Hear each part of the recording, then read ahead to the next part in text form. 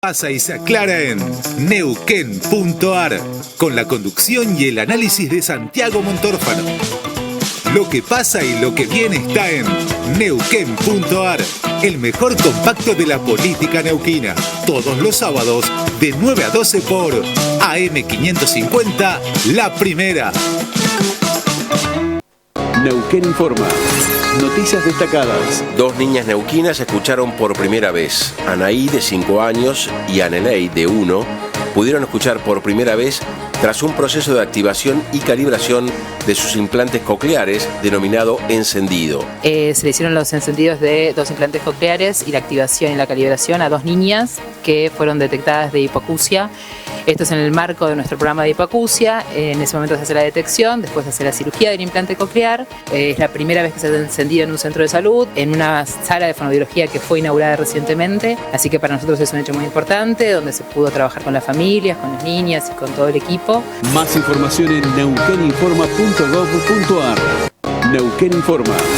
Noticias destacadas. El plan integral de lucha contra el narcotráfico continúa en toda la provincia. En San Martín de los Andes se concretó la demolición de otro aguantadero utilizado para la venta de estupefacientes. Se trata del tercer inmueble de este tipo que es demolido en la provincia. La posibilidad de llevar una política pública que nos ha pedido la sociedad, de poder recuperar los espacios públicos, de luchar contra la droga, de ponernos firmes en la lucha contra la droga. Para eso hemos trabajado y coordinado con los 3 poderes del Estado la posibilidad de avanzar en esto. Una acción que lo estamos llevando adelante en San Martín de los Andes, pero ya lo hemos hecho en otros lugares, pero también es un ejemplo en el país. Más información en neuqueninforma.gov.ar.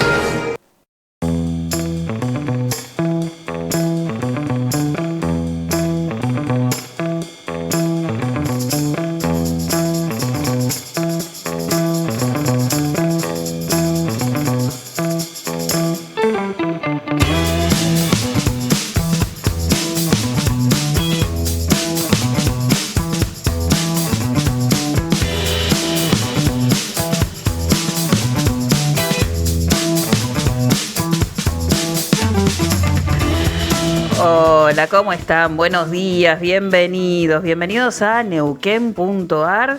Esta vez en Santiago Montórfano porque, como contaba Pancho en el programa anterior, para los que estaban escuchando desde tempranito, les decimos ahora también para los que se suman, Santiago está con un temita de salud y, bueno, no estuvo presente durante la semana, en gran parte de la semana, justamente por esta dolencia, en el programa en la segunda mañana que él suele integrar, en ese equipo que él suele integrar. Seguramente ya la semana próxima se va a restablecer y lo van a poder volver a escuchar en todos los programas que él integra, en este que él conduce. Pero bueno, este sábado vamos a hacerles compañía como siempre, hacer un repaso de los principales temas también que nos deparó la actualidad neuquina, la política de la región, sin contar con él, pero bueno, tratando de suplirlo en el espacio de la mejor manera posible. 8 grados 7 décimas es la actual temperatura. Venimos contándolo, una jornada muy linda. Un sábado que arrancó prometedor, con esta promesa además de primavera que está allí a la vuelta de la esquina. Va a ser un lindo fin de semana. 8 grados 7 décimas ahora, como contamos la temperatura, la sensación térmica de 7 grados 2 décimas, la humedad del 49%, la presión 989.4 hectopascales y la visibilidad de 15 kilómetros. Para hoy se prevé una máxima de 18 grados, así que va a ser un sábado muy lindo para disfrutar, para empezar a compartir estos paisajes tan bellos que todos habitamos. Y mañana una mínima de 8 y una máxima de 15, también linda jornada, un tanto ventoso el domingo con ráfagas que irán desde los 13 a 22 kilómetros en la hora a lo largo del día, pero también sin probabilidad de lluvias y tan soleado como este sábado que estamos viviendo hoy. Y se viene una semana con temperaturas que también van a ser muy, muy agradables. El lunes una máxima de 17 grados, martes y miércoles bajará un poco la temperatura, también hay alguna probabilidad de lluvias, el viento presente, una máxima de 13 y una máxima de 15 respectivamente, tanto martes como miércoles, los días que van a estar un tanto más complicados de la semana que viene, pero después, el jueves, ya arrancamos con una máxima de 20, según lo que anticipa el servicio meteorológico, y el viernes baja un poquito la temperatura, pero sin lluvias, así que, bueno, días que se van a estar ya asimilando un poco con esta primavera que se viene para el 21 de septiembre.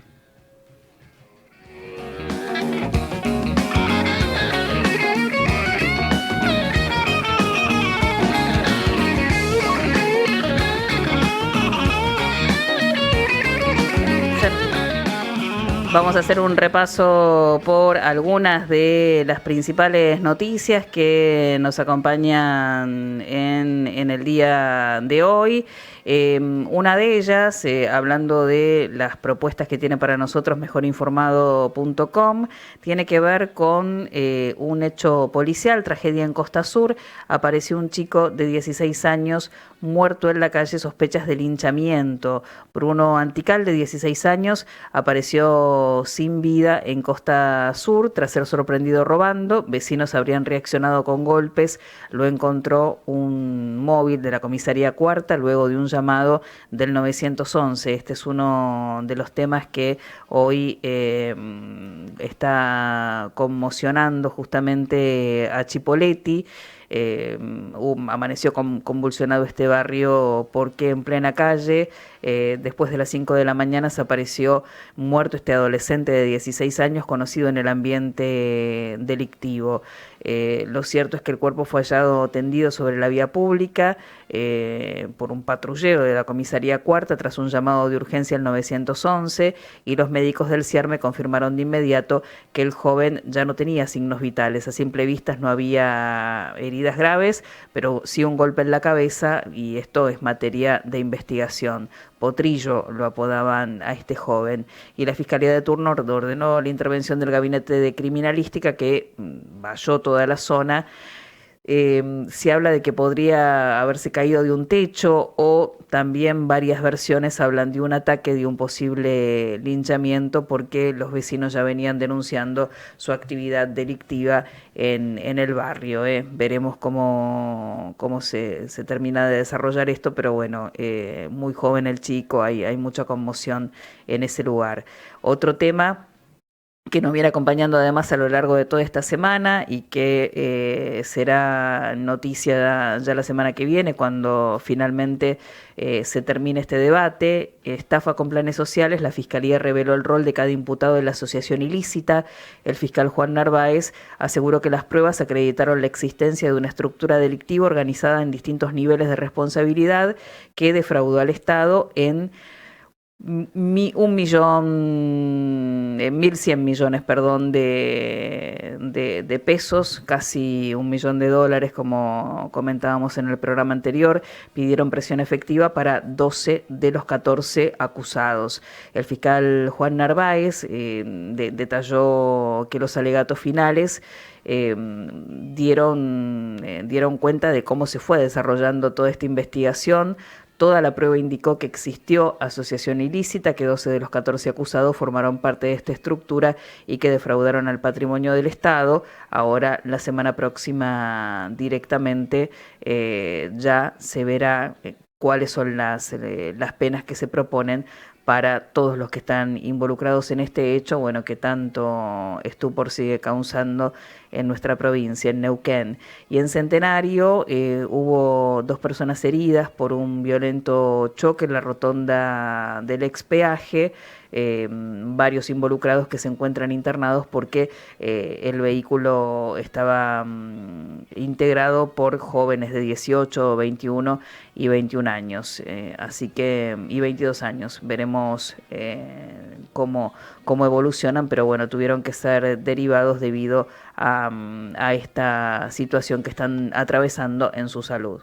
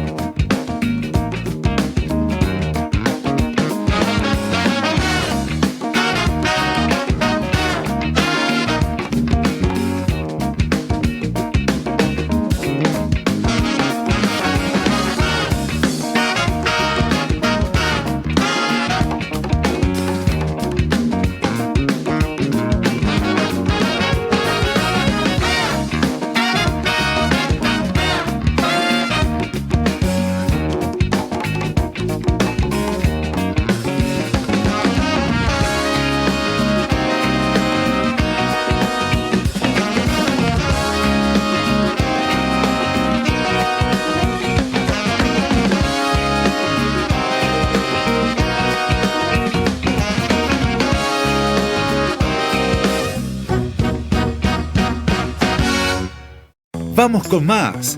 Neuquén.ar.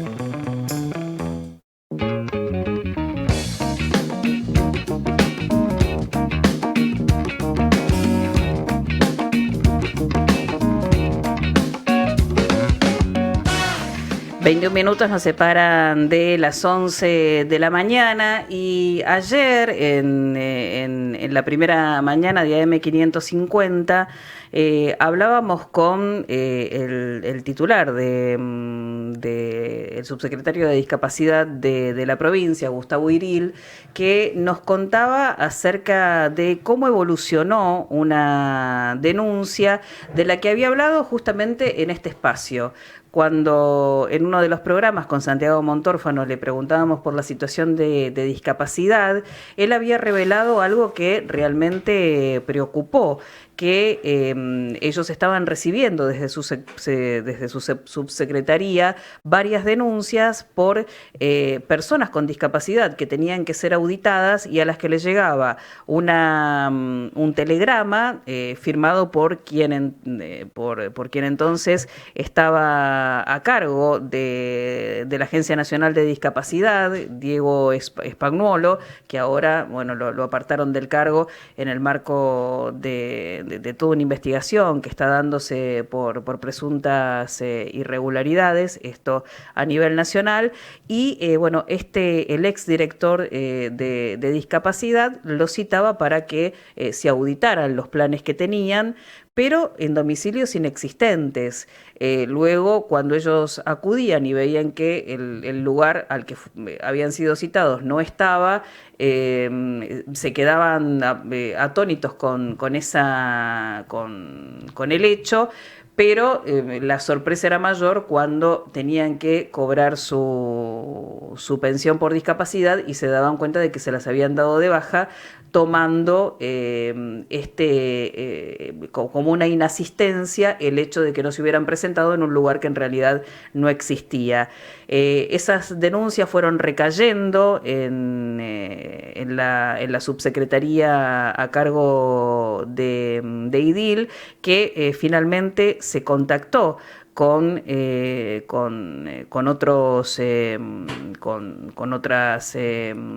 otras órbitas de la provincia, con la Defensoría Federal y con el Defensor del Pueblo, con el que hicieron una presentación que ya está dando frutos, porque hay un caso, el primer caso de un neuquino al que le van a tener que devolver desde Nación la pensión. Pero estamos en piso con Pablo Matkovit, él es defensor general de Neuquén y estuvo muy activo en todo esto que estamos relatando y que está dando afortunadamente sus frutos, porque, como decimos, el primer caso de todo este gran universo ya tiene una sentencia favorable. Pablo, ¿cómo estás? Bueno, muchas gracias a vos por recibirme. La verdad que para ampliar un poco lo que vos contás, en la Defensoría Federal nosotros habíamos empezado a detectar este tema, que es un tema muy, muy invisibilizado, pero que empezó a tener mucho empuje, cruzado por los audios de Spagnuolo con relación a la cuestión de la administración, ¿no?, de la misma agencia, pero paralelamente esa agencia estaba haciendo estas auditorías. La gente de la subsecretaría también nos acercó muchos casos, no hemos tenido, lo hicimos desde la Defensoría Federal, no con el Defensor del Pueblo, sino que con la Defensoría Federal nosotros avanzamos mucho. Recaudamos 150 casos de 150 familias. Para ponerlo en casos, ¿viste? A veces es como suena menos, pero si vos lo pensás, como 150 familias que detectamos que le suspendieron las pensiones, para que la gente pueda entender, hay más de 1,5 millones de pensiones en la Argentina. 8 de cada 10 en este año y medio empezaron a ser sometidas a un proceso de auditoría. Solo el 40%, el 45% tuvo... ¿Cómo lo hicieron? Como vos contaste, con unas cartas documentos. Bueno, cartas documentos que las mandaban a domicilios viejos de la gente, los mandaron a algunos lugares donde no hay acuse de recibo, y solo el 45% acusó el recibo. De ese 45, solo el 27 de ese 45 pudo entender lo que decía la carta, poder llevar la documentación y acercarse hasta el lugar. Entonces, todo el resto del universo, de los que no recibieron la carta, de los que no entendieron la carta, se dispuso, y lo que pasó es que se dispuso la baja de las pensiones. Esto pasó en julio. Por suerte, para transmitirle también tranquilidad a las familias, nosotros, el primer caso individual, porque había mucha especulación de si hacer los juicios o no hacer los juicios por parte de otros organismos de ONG, nosotros tuvimos la decisión firme de poder hacerla, logramos el primer caso, que se le sumaron varios casos más que ya tenemos aquí en Neuquén con sentencias de medidas cautelares donde reconocen la ilegitimidad de lo que hizo la Agencia Nacional de Discapacidad. A partir de ahí nosotros intimamos sobre el resto de los 150 casos a la agencia.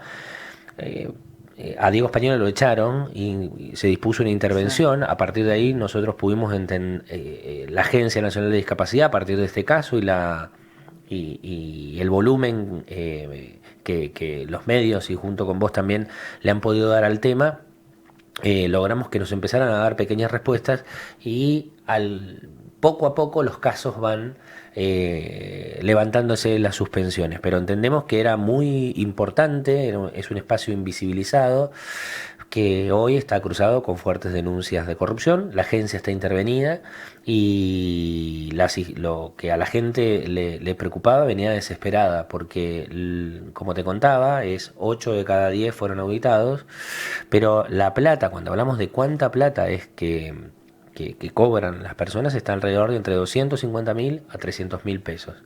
Esa es la plata que muchas veces sirve para pagar los pañales. También hay una lógica donde la agencia tiene problemas para pagar a los prestadores se van yendo porque no hay plata, y muchas veces lograr que un prestador haga match con ese chico que lo ayude, solo lo puede entender la gente que tiene a alguien cercano. Por eso creo que es importante lo que ustedes hicieron, porque muchas veces esa gente que tiene ese problema está tan ensimismada con el problema de cómo le doy de comer, cómo le cambio el pañal, cómo ayudo a mi hijo a que mejore un poquito. Hay muchos chicos con el espectro autista que tienen algunos certificados de discapacidad y que son víctimas de esto que pasó, y la gente no sabe a dónde ir, ¿no? Una persona me decía, bueno, yo aposté a esta administración porque le iba a sacar las pensiones a los que robaban. Yo no puedo entender qué es lo que pasó porque yo no robo. Entonces no había esa conexión entre lo que uno hace cuando vota y lo que después pasa, ¿no? Entre mucha gente, y lo decían con mucha profunda decepción. A mí lo que me toca, yo soy defensor federal, intervengo en la organización de la justicia federal como defensor. Se elige ese defensor como se eligen a los jueces y a los fiscales en la nación, y la verdad que lo que no podíamos hacer era mirar para otro lado. Nosotros llevamos el caso, y lo que es interesante es que ese caso es un caso que sirvió de modelo ahora para que en otros lugares del país también lo hicieran. Así que, viste, a veces uno no sabe el impacto de lo que uno hace hasta que después pasa eso. Así que la verdad que yo estoy muy contento, y también te agradezco a vos el espacio, que la gente que aún no se haya contactado y que tenga la pensión suspendida, o que sepan de un amigo, ¿no? Porque a veces la gente se queda en su casa, y lo que hizo los medios y esta exposición es que la gente sepa dónde poder ir. Así que yo te agradezco mucho, porque creo que la justicia y el servicio de justicia tienen que estar a disposición de la gente, y en los casos con las personas con discapacidad, todos los procedimientos tenemos que adaptarnos a las personas, no las personas a esos procedimientos que por lo general en la justicia son como expulsivos, ¿viste? Claro. Ahora, lo que nos había contado antes el subsecretario de Discapacidad era algo que parecía justamente hecho completamente adrede, porque puede dar lugar a pensar, bueno, hubo una confusión, o hay un domicilio que no está actualizado, yo mando una citación para que una persona se presente para esa auditoría a un domicilio que es viejo, y esa carta se me rechaza, pero el hecho de mandar a domicilios inexistentes a un montón de gente, habla ya de algo que está hecho adrede como para que justamente no se presenten y después yo pueda hacer esa suspensión.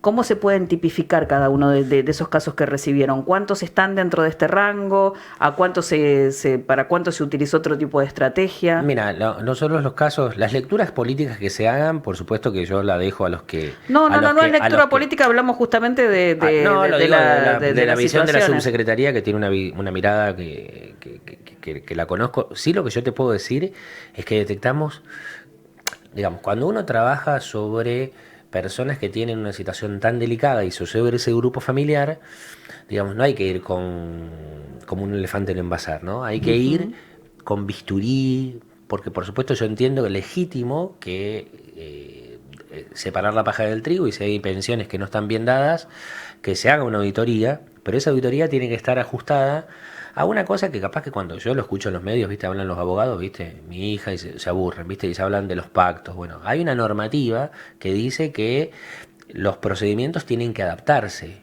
No, acá no hubo ninguna adaptación. Hay un caso que a mí me llamó la atención, que le mandaron una carta documento que es súper larga y compleja de entender. Yo me recibí a los 21 y tengo posgrado.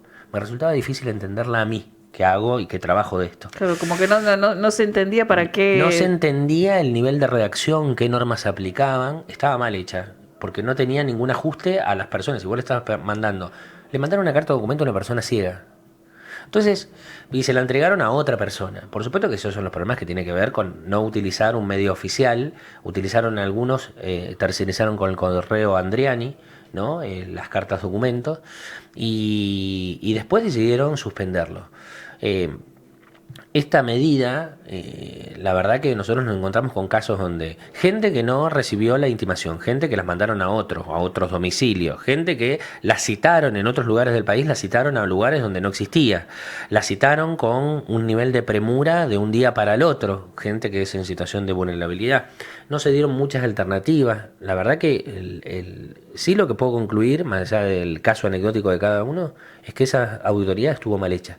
No estuvo ni pensada ni estratificada por lo que uno espera de la Agencia Nacional de Discapacidad, que sean los que mejor herramientas tienen para auditar, ¿no? Porque es como si hubiese sido una auditoría a mansalva, sin tomar los recaudos, y entendiendo que para una persona que le suspende, bueno, total, viene y hace el reclamo. Bueno, muchas veces esas familias no saben ni a dónde ir, ni qué hacer, ni cómo comunicarse, porque sabes que están preocupados porque ese niño ese día coma, porque ese día el niño cambiarle el pañal. Hay que entender lo que pasa con las personas con discapacidad, que es una cosa que no lo terminás de ver hasta que o que trabajás con ese colectivo o te pasa a vos. Porque a veces puede ser, las situaciones de discapacidad son múltiples. La Argentina, a partir de la Convención de los Derechos de Personas con Discapacidad, tiene una mirada integral, porque uno cuando tiene una discapacidad que le falta un miembro o una discapacidad con neurocognitiva, bueno, eso genera una discapacidad física, pero esa discapacidad física en el entorno social tiene un espectro más amplio, ¿no? O sea, y lo que se quiso hacer es hacer la auditoría también en una lógica sin ver realmente lo que le pasa a las personas con discapacidad, sin saber qué herramientas hay que utilizar. La ley de emergencia por discapacidad que se sancionó ayer, luego del rechazo del veto, es algo muy importante, porque intenta dar un estándar y de hacer un abordaje, actualiza las pensiones que son el 70% de la jubilación a la jubilación mínima, marca que las auditorías no pueden ser hechas conforme ese decreto que dictó el Ejecutivo.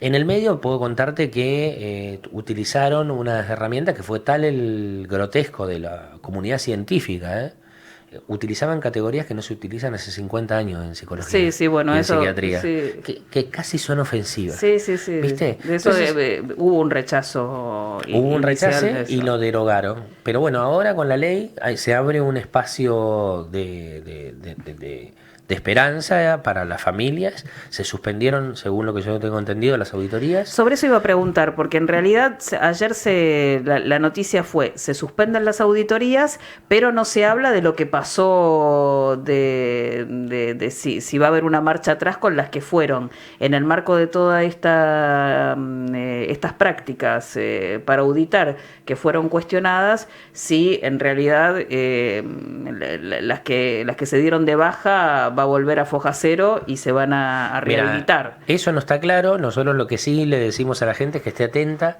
Nosotros estamos haciendo y continuando con los juicios hasta que tengamos una respuesta formal en cada expediente y en cada reclamo que hicimos. Bien. De que esto va a foja cero y que se restituye, y por supuesto que la nueva ley también establece procedimientos de auditoría, pero son en un marco de adecuación de lo que se necesita.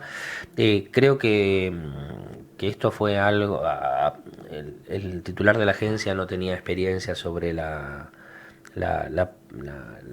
pertiz de la discapacidad, digamos. No era una persona ni conocida en el mundo de la defensa ni de los derechos por personas con discapacidad ni nada.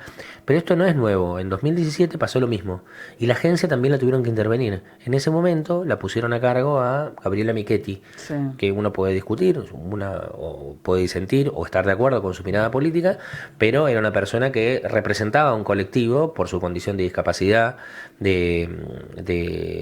luego un accidente, no sé si la gente lo recuerda ya, porque ahora está medio retirada de la política, ella era la vicepresidenta y está en silla de ruedas.